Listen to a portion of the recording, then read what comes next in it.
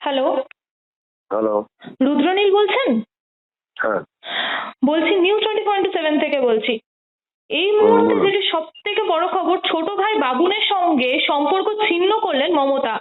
বললেন পরিবার নিয়ে ও যা খুশি করুক, আমার সঙ্গে ওর কোনো সম্পর্ক নেই। কি বলবেন? দেখুন, এই তৃণমূলের একটা নিয়ম রয়েছে, সেটা হচ্ছে এটা ব্যক্তিগত প্রয়োজনে ব্যক্তিগত ইচ্ছাকে চরিতার্থতা করার একটা দল, যার সঙ্গে মানুষের বাঁচা মরা তার ভালো থাকার কোনো সম্পর্ক নেই।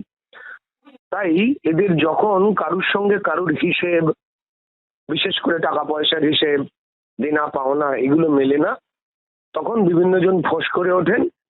আবার কদিন পর এই সমস্ত কিছু উধাও হয়ে যায়। তো তাই আমি এটাই বলবো যে যারা এই খবর শুনে উত্তেজিত হচ্ছেন, প্রথম কথা হচ্ছে যে মমতা বন্দ্যোপাধ্যায় বা এই বাবুন বন্দ্যোপাধ্যায়, যিনি ওনার ভাই, তাদের সম্পর্কের উন্নতি বা অবনতির সঙ্গে কি পশ্চিমবঙ্গের মানুষের ভালো মন্দ জড়িয়ে?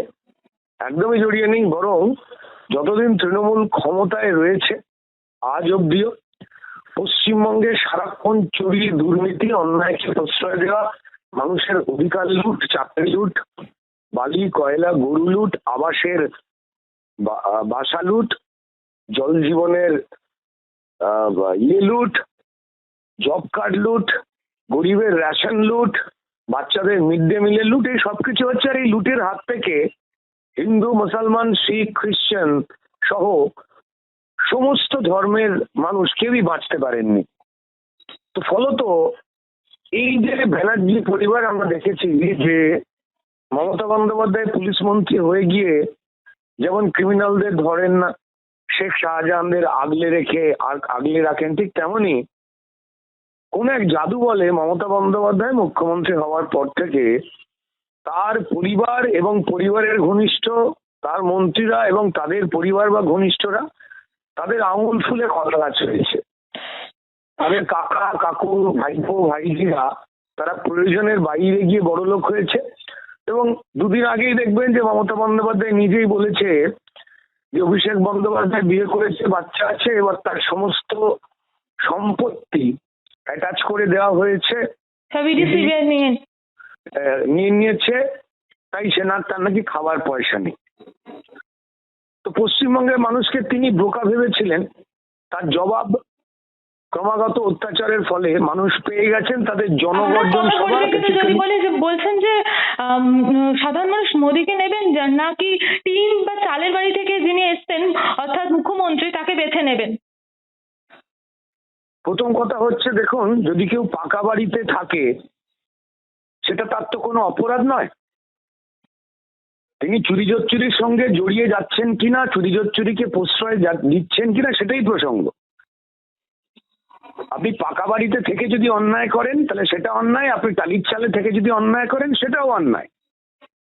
আপনি একজন মধ্যবিত্ত মানুষ হন বা উচ্চবিত্ত মানুষ হন বা গরিব মানুষ হন, যদি আপনি খুন করেন তাহলে সেটা খুন, যদি ক্রাইম করেন সেটা ক্রাইম, যদি আপনি অন্যায়কে প্রশ্রয় দেন তো প্রশ্রয় দেন। তার সঙ্গে কে পুরুষ, কে নারী, কে গরিব, কে মধ্যবিত্ত, কে বড় লোক, জানা দরকার নেই। তো টালির চালে থাকা মানুষের হাতে তো 2 লক্ষ টাকার আইফোন থাকে। একজন রাজ্যের মুখ্যমন্ত্রী, তার তো মাইনে আছে, তিনি মাইনে নেন না। আরে যদি নেন না তাহলে আইফোনটা কে দিল? পায়ে যে ক্রসের হাওয়াই চুটি পরেন যার দাম 15,000 টাকা, সেটা কে দিল? গায়ে যে শাড়িটা পরেন তার দাম তো পরিষ্কার লাখ টাকার কাছাকাছি, সেটা কে দেয়? এই সমস্ত কথা আমি আলোচনা করতে চাই না, কিন্তু মিথ্যাচারের একটা সীমা আছে, সেই সীমা ছাড়িয়ে গেছে। রাস্তার উপরে হঠাৎ করে তার ভাইপোর 50-60 কোটি টাকার বাড়ি কি করে হলো? 14 সালে রাজনীতিতে এসে কি করে হলো? এই সময় তিনি ভাইকে সরিয়ে দিচ্ছেন আর ভাইপোকে নিয়ে কথা বলছেন ভোটের ঠিক একেবারে সামনে। পরিবারের মধ্যে কি কোনো রকম কোনো ফাটল তৈরি হচ্ছে? দেখুন, আমি তো প্রথম কথা হচ্ছে যে বাড়ি বানাবার মিস্ত্রি নই বা ঘরামি নই, যে বাড়িতে ফাটল হচ্ছে কিনা জানি না। মমতা বন্দ্যোপাধ্যায় নিজে স্বয়ং ভারতীয় জনতা পার্টির সঙ্গে বিশ্বাসঘাতকতা করেছে, তাদের থেকে উপকার নিয়ে তারপর তাদেরই 200 কর্মীকে খুন করিয়েছেন উনি। তারপর কংগ্রেসের কোল থেকে জন্ম হয়ে গিয়ে কংগ্রেসকেই পচা ডোবা বলে অসম্মান করেছেন।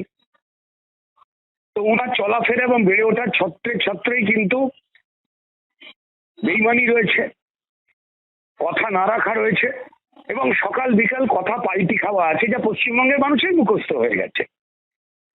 ফলত মিথ্যাচার দিয়ে যে মানুষ চলছেন এবং তার অবলম্বন শুধুমাত্রই হচ্ছেন ক্রিমিনালরা, যিনি ক্রিমিনালদের বীর বলেন। এই কালচোর, গরুচোর, কয়লা চোর অনুব্রতকে বীর বলেছেন, রেশন চোর গরিবের যে চুরি করেছে বালুকে ভালো ছেলে বলেছেন। এই মহিলাদের মান সম্মান অধিকার এবং শুধু সন্দেশখালী কেন, সর্বত্র জায়গায় জমি চোর, মানে মাটি চোর। মাটি মানুষের দল, মায়ের চোখে জল এনেছে, মায়েদের সর্বনাশ করেছে সন্দেশখালীতে, মাটি ঝেড়ে ভেরি করে দিয়েছে, প্রমোটিং করছে, আর মানুষের ভবিষ্যৎ শেষ করতেই তো মামাটি মানুষ। তো ফলত যে মানুষটা নিজে মিথ্যাচার করছেন, মিথ্যাচার শেখাতেন, তার পরিবারের লোকেরা তারাও তো বেইমানি শিখবে। বা এরকম হতে পারে যে তার মিথ্যাচার বাকিরা কেউ সহ্য করতে পারছে না, তাই সরে গেছে, ফাটল অনেক আগে ধরে গেছে। অভিজিৎ গঙ্গোপাধ্যায় বিজেপিতে যোগ দেওয়ার পর একের পর এক কটাক্ষ করছেন মুখ্যমন্ত্রী, বলছেন এটাই তো ছিলেন কেউ গন্ডগোল। হয়ে গেছেন গোখরো। এইসবই তো বলবেন, তার কারণ হচ্ছে অভিজিৎ গঙ্গোপাধ্যায় শুধু নয়, ভুল হচ্ছে একটা জিনিস, আপনারা ভালো করে খেয়াল করে দেখবেন যে অভিজিৎ গঙ্গোপাধ্যায় নয়, অভিজিৎ গঙ্গোপাধ্যায় ছাড়াও আর যে যে বিচারকেরা বিচার করার নিয়ম মেনে হাইকোর্টের সম্মানীয় জাজেরা প্রত্যেকেই যারা তৃণমূলের খুন, রাহাজানি, চুরি, মানুষের অধিকার লুট, সেটাকে নিয়েই হাইকোর্ট থেকে কথা বলে গেছেন, রায় দিয়ে গেছেন, তাদের নামে পোস্টার ফেলা হয়েছে, তাদের পরিবারকে আতঙ্কিত করার চেষ্টা করা হয়েছে। শুধু অভিজিৎ গাঙ্গুলি কোথায়? এরা সমস্ত বিচারকের ওপরেই ক্রুদ্ধ তারা। এবং ভারতীয় জনতা পার্টি বা যে কোনো সুস্থ মানুষ তারা মনে করেন যে মাটির উপরে সবার উপর কোর্ট সত্য, তাহার উপর নাই। আর তৃণমূল বিশ্বাস করে, মমতা বন্দ্যোপাধ্যায় এই বাণী ছড়ায় যে সবার উপরে মাটিতে চোর, সত্য তাহার উপর নাই। শেখ শাহজাহান থেকে শুরু করে, অনুব্রত থেকে শুরু করে, প্রিয় মল্লিক থেকে শুরু করে তাদের পাশে দাঁড়ান। যে মা বোনেরা পরিষ্কার অধিকার সম্মান লুট হয়ে গেছে তাদেরকে মিথ্যাবাদী বলেন। আমি বলছি উনি এটা করেছেন। তারপর এই হেন একজন মানুষ যিনি সারাক্ষণ বিশ্বাসঘাতকতা করে যাচ্ছেন, হাত জড়ো করে মানুষের ভোট নিয়ে মানুষকে লুণ্ঠিত করে যাচ্ছেন, কোন ঈশ্বর যতই তিনি মন্দির মসজিদ গির্জায় গিয়ে মাথা ঠুকুক না কেন তাকে ভালো রাখবে বলতে পারেন? জনগর্জন সভা হয়েছিল, জনগর্জন সভাটা অর্ধেকের মতো ভিড় হয়েছে, এটা দেখে তিনি বুঝতে পারছেন না, আরো মাথা খারাপ হয়ে গেছে, উল্টাপাল্টা বলছেন, এবং ফলত পরিষ্কার তার পরিবারের লোকজন বেরিয়ে যেতে চাইছে, আর কিছুই নয়। তবে ওদের এই পরিবারে বেরিয়ে যাওয়া নয়, এই কুণাল ঘোষের মতো ব্যাপার আর কি। আজকে সুদীপ বন্দ্যোপাধ্যায়কে বড় শেখ শাহজাহান বলছেন, আবার পরের দিন গিয়ে পাল্টি গিয়ে এক কাপ চা খেয়ে বলছেন ওর মতো লোক। মমতা ব্যানার্জি এই মন্তব্য করছেন, কুণাল ঘোষের মতন কেন বলছেন? একই তো, একই স্কুল না। এই কুণাল ঘোষ বিরোধীরাও যে কথা বলেনি তার থেকে ভয়ঙ্কর কথায় পরিষ্কার মমতা বন্দ্যোপাধ্যায়কে ঘুরিয়ে ফিরিয়ে সারদার থেকে লুট হওয়া যে টাকা, সেই টাকার আসল উপভোক্তা বা ভোগী তিনি তো প্রথম বলেছেন। তিনি তো বলেছিলেন যে জেলের কুটুরিতে ওনার স্থান, ওনার পাশে জেলে ফেলে হওয়া উচিত। তারপর সেই লোকটাকে মমতা বন্দ্যোপাধ্যায় নিজের দলের মুখপাত্র বানিয়েছে। যে সায়নী ঘোষ ওনার নামে খিস্তি গালাগাল করলো, স্বেচ্ছাচারী বলল, তাকে উনি গলায় মালা পরালেন। যাদবপুরে এখন মিমিকে বাদ সায়নীকে প্রার্থী করা হচ্ছে। এটা হয়ে গেছে যে মিমি চক্রবর্তীকে আর মুরগি বানানো যাচ্ছে না, তিনি প্রতিবাদ করেছেন, দল ছেড়ে দিয়েছেন। এই ধরনের মুখগুলোকে দেখে মানুষের ভোট এরা ভুল বুঝিয়ে লুট করে আনে, তারপর এই অঞ্চলগুলো চালাই হচ্ছে তৃণমূলের ক্রিমিনালরা। মিমি চক্রবর্তী ছিলেন খাতায় কলমে যাদবপুরের তিনি সাংসদ, কিন্তু যাদবপুর লোকসভা কেন্দ্র কারা চালাতো? মুখ্যমন্ত্রীর কথায় বোম বাঁধা শওকত মোল্লা, যাকে উনি কদিন আগে জেড ক্যাটাগরির স্বীকৃতি দিয়েছেন, তার আগে নিজেই বলেছিলেন মিডিয়ার সামনে তুই বোম বাঁধিস। এবং শিক্ষকদের জগ ছুঁড়ে মারা, শিক্ষিকাকে জগ ছুঁড়ে মারা আরাবুল, তারাই তো পুরো ভাঙড় থেকে যাদবপুর পুরোটা অপারেট করে। মিমি চক্রবর্তীরা তো কাজ করতে পারেনি।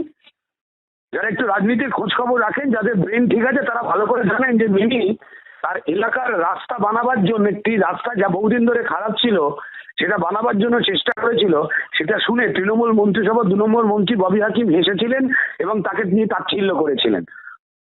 তো ফলত মিমিরা তো কাজ করতে পারেনি। নুসরাত জাহান, যিনি 144 কে 174 বলেন, তার এই ভুলটা বাদ দিন। তৃণমূল তো চায় এমন লোককেই নিয়ে আসতে যে নিজের জীবন আর জীবিকা ছাড়া সমাজের অন্য স্তরের মানুষের বেঁচে থাকা, তার কষ্টের খোঁজ রাখেন না। সেই জন্যই তো 174 ধারার নুসরাত জাহানকে নিয়ে আসেন। এ তো দোষটা নুসরাত জাহানের নয়। নুসরাত জাহান এই বিষয়ে জানেন কম, মাটির খবর রাখেন কম, কিন্তু তৃণমূলেই মিমি নুসরাতদেরই খোঁজে, কারণ সে মানুষের কাছে মুখ দেখিয়ে ভোটে জিতে যাবে আর তারপর তার লোকসভা কেন্দ্র পরিচালনা করবে ক্রিমিনালরা। ঠিক যেমন মিমির লোকসভা কেন্দ্র মিমিকে ঢুকতে না দিয়ে পরিচালনা করতে হচ্ছে শওকত মোল্লা আর আরাবুল্লাহ, লুট করতো মানুষকে, ঠিক তেমনই নুসরাত জাহানের বসিরহাট কেন্দ্র শেখ শাহজাহান এবং তার সাঙ্গপাঙ্গরা লুটপাট করতো, এটা এখন প্রমাণিত। তো ফলত এই মিমিবা নুসরাত এবার টিকিট পায়নি, কারণ তারা বুঝতে পেরে গেছে। এবং যেহেতু সদ্য রাজনীতিতে এসেই হঠাৎ করে সবাইকে টপকে গিয়ে কোন এক জাদু বলে তৃণমূলের যুব নেত্রী হয়ে গেলেন রাজনীতি না করা সাইনি দেবী, এবং তৃণমূলের নিয়ম মেনেই তিনি কয়েকদিনের মধ্যে নাম জড়ালেন চাকরি দুর্নীতির টাকায়, কোটি কোটি টাকায় ফ্ল্যাট বাড়ি এসব কিনবার জন্য। আমি ভুল বলছি না তো? তো ফলত দেখা গেছে যে মিমি নুসরাতরা ফিট নয়।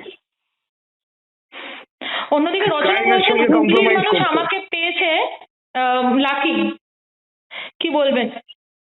আমি এই প্রথম কোন একজন শিক্ষিতা মানুষের মুখ থেকে এত ঔদ্ধত্যপূর্ণ কথা শুনলাম, যিনি তার নিজের এলাকার মা বোন মাসিদের অপমান করলেন। রচনা বন্দ্যোপাধ্যায় র্যাম্প থেকে নেমে এসেই যখন যোগদান করেছিলেন, নেমে এসেই মিডিয়ার সামনে উনি বলেছিলেন, ওই সন্দেশখালীতে কয়েকজন তো বলেছে, বাকিরা কি বলেছে এই ঘটনা ঘটেছে? অর্থাৎ তিনি কার্যত মুখ্যমন্ত্রী যে মিথ্যে কথা বলছেন সেই কথা বলাই শুরু করে দিলেন, যে সন্দেশখালীতে কয়েকজন বলছে অন্যায় হয়েছে, বাকিরা হয়নি।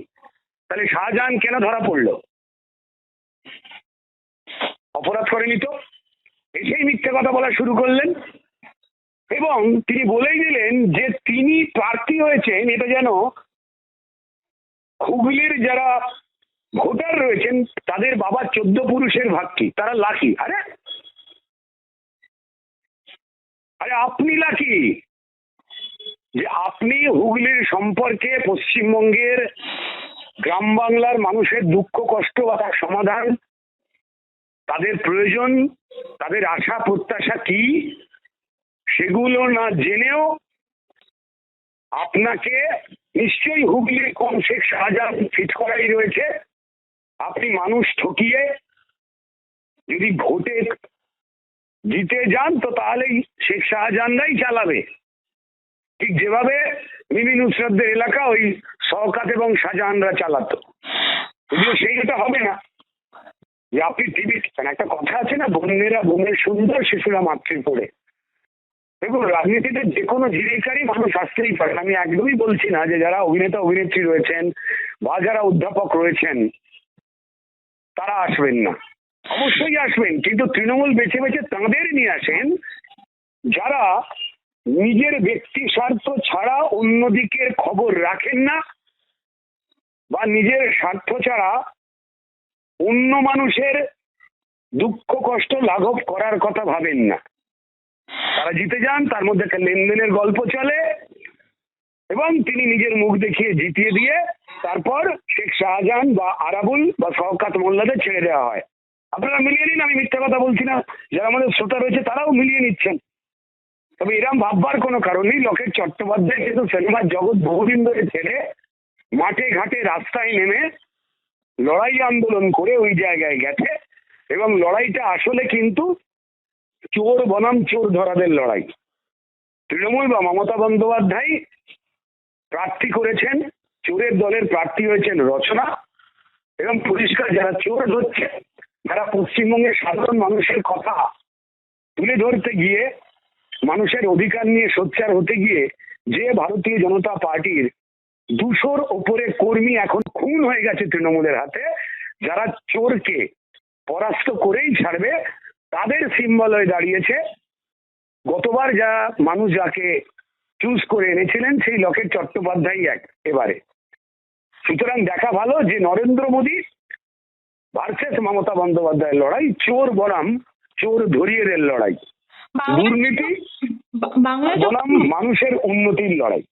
বাংলায় যখন মোদী বা অমিত শাহ আসেন তখন বলা হয় বহিরাগত, কিন্তু এখন দেখা যাচ্ছে তৃণমূল দলের প্রার্থী ইউসুফ পাঠান, যিনি গুজরাটের বাসিন্দা। এই কথা আপনারা ওদের জিজ্ঞেস করলেই বোধহয় ভালো হবে। দেখুন, প্রথমত হচ্ছে যে ভারতীয় জনতা পার্টি ভারতবর্ষের কোনো মানুষকেই তিনি অন্য কোনো রাজ্যে গেলে তাকে বহিরাগত বলে অসম্মান করে না, এটা তো ভুল কথা, মিথ্যাচার।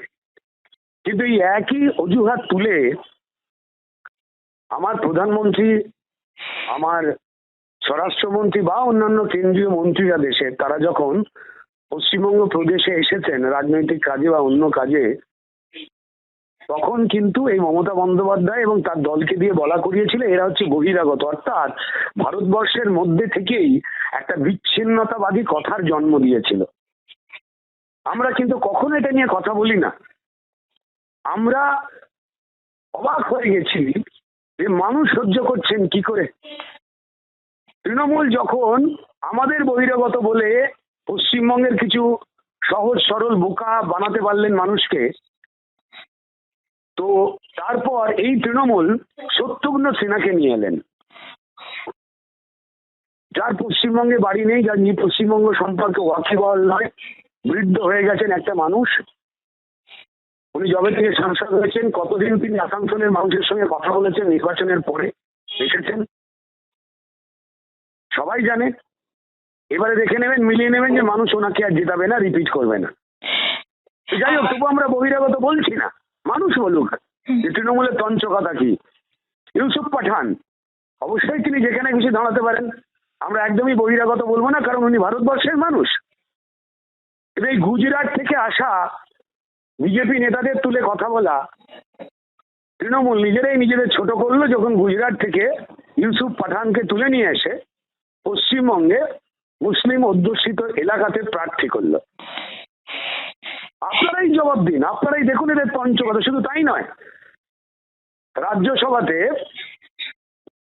সুস্মিতা দেব, যিনি পশ্চিমবঙ্গের মানুষ নন, তৃণমূলের তিনি রাজ্যসভার সাংসদ এবং রাজদীপ সরদেশাইয়ের স্ত্রী, যার সভা থেকে মমতা বন্দ্যোপাধ্যায় লোককে মাওবাদী ফাওবাদী বলে বেরিয়ে গেছিল। যিনি বুঝবেন, যে ভদ্রমহিলা বলেছিলেন আমি জীবনেও রাজনীতির টিকিট নেব না বা এসে সাংসদ হবো না, তিনিও হয়ে গেলেন। তিনিও পশ্চিমবঙ্গের মানুষ নয়, তৃণমূলের ভাষায় বহিরাগত। তৃণমূলের যে ছত্রে ছত্রে মিথ্যাচার এবং এই মিথ্যাচারের সিলেবাস তৃণমূল নেত্রী মমতা বন্দ্যোপাধ্যায়েরই তৈরি করা, এবং বাকিরা সেই কথার দ্বারা অনুপ্রাণিত, এবং পশ্চিমবঙ্গের মানুষ যে বুঝে গেছে যে পুরোটাই এদের মিথ্যাচার দিয়ে ঘেরা, এরা একই নিজেদের মধ্যে আঁচড়াবে, কামড়াবে, মারামারি করবে, ঝগড়া করবে। তাদের এই সার্কাস দেখে আমাদের কোনো উন্নতি নেই। তাই কোটি কোটি টাকার বাড়ির মালিক হয়ে যাওয়া, সম্পত্তির মালিক হয়ে যাওয়া অভিষেক বন্দ্যোপাধ্যায় সম্পত্তি ক্রোক করেছে ইডি, সে খাবে কি? আপনি সংসার চালান। যার রাস্তার উপরে 50 কোটি 60 কোটির বাড়ি, সে আবার খাবে কি? ওই মানুষ তো যেচে অন্য কোনো কোর্টের নির্দেশে চলা তদন্তে তার যে সম্পত্তি ক্রোক হয়েছে, ক্রোক তো অন্য সাধারণ মানুষের হচ্ছে না, কার হয়েছে? তার পক্ষে তো কোটি কোটি টাকা লইয়ার দাঁড়ায়। ক্রোক কেন হলো? বলছেন সে একটা ব্যবসা করতো। কি ব্যবসা করতো? আপনাদের তৃণমূলের তো প্রচুর টাকা, সেই টাকা দিন দল থেকে। আপনার দলের সর্বভারতীয় বিরাট মহা অধিনায়ক সম্পাদক কি গালবারের নাম মিথ্যে কথা বলা হয়, ঠিক না? নাকাজার বাইরে এসে মাননীয় মুখ্যমন্ত্রী মিথ্যাচারের শেষ, এবং তারপর সিএএ নিয়ে মিথ্যে বোঝাতে নেমে পড়েছে যখন দেখতে পাচ্ছে যে মুসলিম ভোট তার মিথ্যাচারকে ধরে ফেলেছে, কেউ দাঁড়াবে না। তাই এই সিএএ তে যা যা লেখা নেই সেই সমস্ত কথা তিনি বলে যাচ্ছেন, মিথ্যে ভয় দেখাচ্ছেন পশ্চিমবঙ্গের মানুষকে। যদি তিনি মুখ্যমন্ত্রীর চেয়ারে না থাকতেন, কেন্দ্রীয় কোনো আইন নিয়ে মিথ্যে কথা বলার অপরাধে এতক্ষণে তাকে জেলে থাকতে হতো। দুর্ভাগ্যজনক, মানুষ সবটাই বোঝে, এবং তাই পশ্চিমবঙ্গ থেকেই রাজনৈতিক ভাবে এদের নিয়ে যাওয়া অসম্ভব। তাই কোন দিদির সঙ্গে কোন ভাইয়ের ঝগড়া হলো, কোন ভাইপো সম্পত্তি অ্যাটাচ হলো, তাহলে বলুন না কেন সম্পত্তি অ্যাটাচ হয়েছে, কি পাপ করেছে, তাদের কোন নেতা অন্য নেতা সম্পর্কে গালাগাল দিল, তারা কোন অভিনেত্রী রচনা বন্দ্যোপাধ্যায়কে মিমি এবং নুসরাতের মতো আবার মুরগি বানাবার চেষ্টা করছে। মানুষ জানে এটা দিয়ে তাদের কোনো উন্নতি নেই, তাই রচনা বন্দ্যোপাধ্যায়ও জিতবেন না, অভিষেক বন্দ্যোপাধ্যায় বা তৃণমূলের অন্য কোনো নেতা মন্ত্রী যারা দুর্নীতি করেছেন তারাও বাঁচতে পারবেন না, এবং পশ্চিমবঙ্গের মানুষ মমতা বন্দ্যোপাধ্যায়ের মিথ্যাচারকে আর বেশি দিন সহ্য করবেন না, সেই নিদান দিয়ে দিয়েছে। জাস্ট সময়ের অপেক্ষা। মানুষ বোকা নয়। পশ্চিমবঙ্গে লুট হয়েছে হিন্দুর যতটা, ঠিক ততটাই লুট হয়েছে মুসলমানের, ততটাই লুট হয়েছে শিখ মানুষের, ততটাই লুট হয়েছে খ্রিস্টানের বা অন্য ধর্মের। তাই সবাই মিলে চায় এই একটা সার্কাসের দল, একটা মানুষ মারার দল, মানুষ লুট করার দল, পরিকল্পিতভাবে মিথ্যে কথা বা মিথ্যা চলার একটা দল, তার হাত থেকে নিষ্কৃতি পেতে। শুধুমাত্র এই পুলিশের মিথ্যে ভয়, মিথ্যে কেস, মিথ্যে অত্যাচারের জন্য, এই যে আপনি বলেছিলেন না যে ঘরে কি তাহলে ফাটল ধরলো, ঘরে ফাটল ধরেই গেছে, ওই বাড়ি ভেঙে পড়লো বলে নেহাত পুলিশ দেওয়ালে ঠেসান দিয়ে দেওয়ালটাকে ধরে রেখে দিয়েছে, পুলিশ ধরে গেলে সব শেষ। আমার শেষ প্রশ্ন, এই মুহূর্তে যেটা সব থেকে বেশি উঠে আসছে সেটি হলো অর্জুন সিং। মমতা ব্যানার্জি বলছেন ওর জন্য এখনো বিজেপি এমপি, ও তো সাংসদ পদ ছাড়েনি, ব্যারাকপুরে আমাদের প্রার্থী পার্থ ভৌমিক, এই বিষয়ে আপনি কি বলবেন? দেখুন, তিনি খুব বিলক্ষণ ভালো করেই জানেন। যদি আপনারা খেয়াল করে দেখেন যে অর্জুন সিং, হয়তো এই সত্য পরে প্রকাশিত হবে, যে অর্জুন সিংকে বিজেপি ছাড়া করাবার জন্য কি কি প্রেসার তৈরি করা হয়েছিল, হয়তো নিশ্চয়ই অর্জুন সিং কোনোদিন বলবেন বা কেউ জানাবেন, নাহলে অর্জুন সিং কখনো পর্যন্তই ভারতীয় জনতা পার্টি ছেড়ে যেতেন না। এবং যদি আপনারা খেয়াল রাখেন তাহলে নিশ্চয়ই এটুকুও নিশ্চয়ই আপনাদের মনে আছে যে অর্জুন সিং তৃণমূলে যাওয়ার পরে ভারতীয় জনতা পার্টির সম্পর্কে তিনি কিন্তু এমন কোনো মন্তব্যই করেননি যে মন্তব্যে ভারতীয় জনতা পার্টিকে ইচ্ছাকৃতভাবে মেলাইন বা অসম্মানিত করা হয়। তারপরে তার সঙ্গেও মিথ্যাচার করা হয়েছে, তো ফলত তিনি বেরিয়ে আসতে চাইছেন, ওখান থেকে বেরিয়ে এসেছেন। এবার ভারতীয় জনতা পার্টির প্রার্থী হবেন কি হবেন না, না উনি কি করবেন, সেটা একান্তই অর্জুন বাবুর ব্যাপার, এবং আমাদের দলীয় যারা সিনিয়র নেতৃত্ব রয়েছেন, কারণ আমাদের দলে কেউ তো একা একা সিদ্ধান্ত নেয় না, অনেকগুলো মানুষের সিদ্ধান্তের উপরে নির্ভর করে। তো তার ফলে বুঝতে পারা যাবে অর্জুন বাবু রাজনৈতিক ভাবে কি করছেন আগামীতে। ধন্যবাদ বাবু।